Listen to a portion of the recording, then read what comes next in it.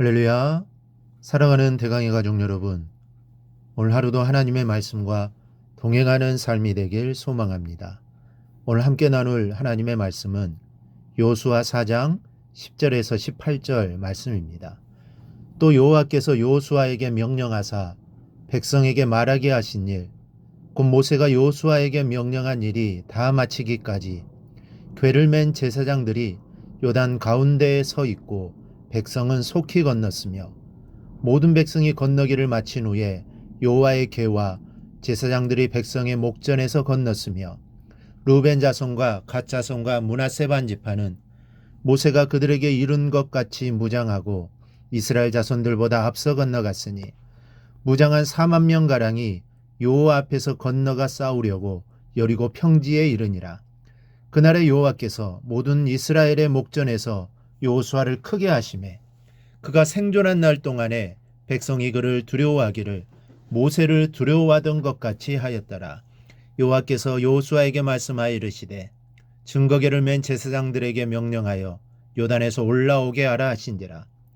여호수아가 제사장들에게 명령하여 이르기를 요단에서 올라오라 하매 여호와의 언약궤를 맨 제사장들이 요단 가운데에서 나오며 그 발바닥으로 육지를 밟는 동시에 요단물이 본 곳으로 도로 흘러서 전과 같이 언덕에 넘쳤더라. 아멘.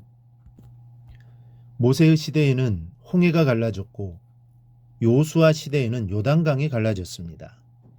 오늘 본문은 이 갈라졌던 요단강이 다시 원상복귀되는 장면을 기록하고 있습니다. 여기서 간략하게 다시 한번 요단강의 기적을 짚어보기로 하겠습니다. 먼저 요단강이 갈라질 때를 보시겠습니다. 여호수아 3장 15절 16절을 보면 궤를 맨 제사장들의 발이 물가에 잠기자 곧 위에서부터 흘러내리던 물이 그쳐서 사르단에 가까운 매우 멀리 있는 아담 성읍 변두리에 일어나 한 곳에 쌓이고 그랬습니다. 언약궤를 맨 제사장들의 발이 물에 잠기자 강물이 갈라졌습니다. 여기서 우리가 착각하지 말아야 할 것이 있습니다.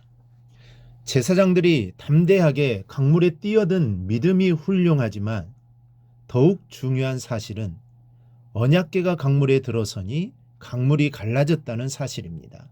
4장 7절에 분명하게 말씀하고 있습니다.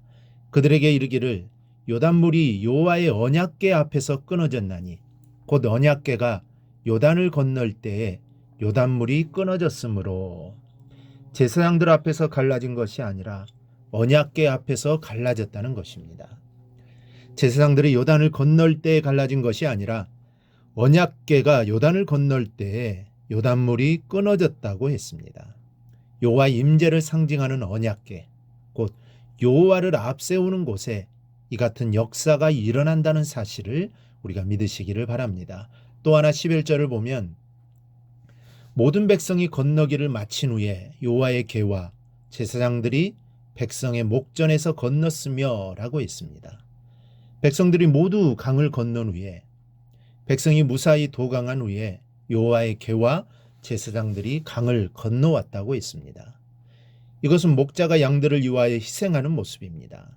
양을 먼저 생각하고 양들을 위해 일하는 지도자의 모습입니다.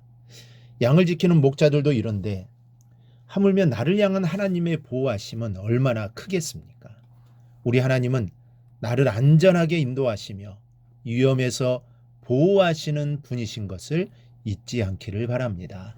두 번째, 이 요단강물이 정상으로 회복되는 때를 보시겠습니다. 10절을 보면 또 여호와께서 여호수아에게 명령하사 백성에게 말하게 하신 일, 곧 모세가 여호수아에게 명령한 일이 다 마치기까지 궤를 맨 제사장들이 요단 가운데에 서 있고 백성은 속히 건넜으며 라고 했습니다. 언약궤를 맨 제사장들이 강 가운데에 굳게 서 있는 동안 백성들은 무사히 강을 건넜습니다. 아마 적어도 반나절 이상 걸렸을 것으로 보입니다. 그리고 이제 언약궤를 맨 제사장들을 향해 여호수아의 명령이 떨어집니다. 여호수아가 제사장들에게 명령하여 이르기를 요단에서 올라오라 하매.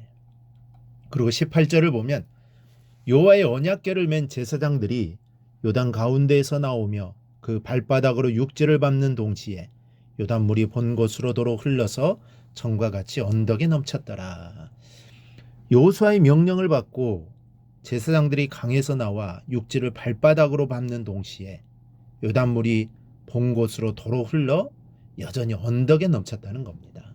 우리 사랑하는 여러분, 제사장들이 육지를 밟자마자 강물이 원 상태로 돌아왔습니다. 언약궤가 육지에 오르자마자 이 같은 역사가 일어난 것입니다. 주체는 언약궤입니다. 이는 언약궤로 상징되는 하나님께서는 능치 못함이 없으신 분임을 보여주고 있습니다. 자연도 주님 앞에서 순종해야 합니다. 해와 달도 순종해야 하고 풍랑도 순종해야 합니다. 그래서 3장 11절과 13절에는 여호와를 온 땅의 주라고 부르고 있습니다. 온 땅의 주인이신 하나님이십니다. 우주 만물의 주인이신 하나님, 따라서 주님 앞에서는 만물이 순종할 수밖에 없음을 믿으시기 바랍니다. 주님의 말 한마디면 이 세상의 모든 것들은 순종할 수밖에 없습니다.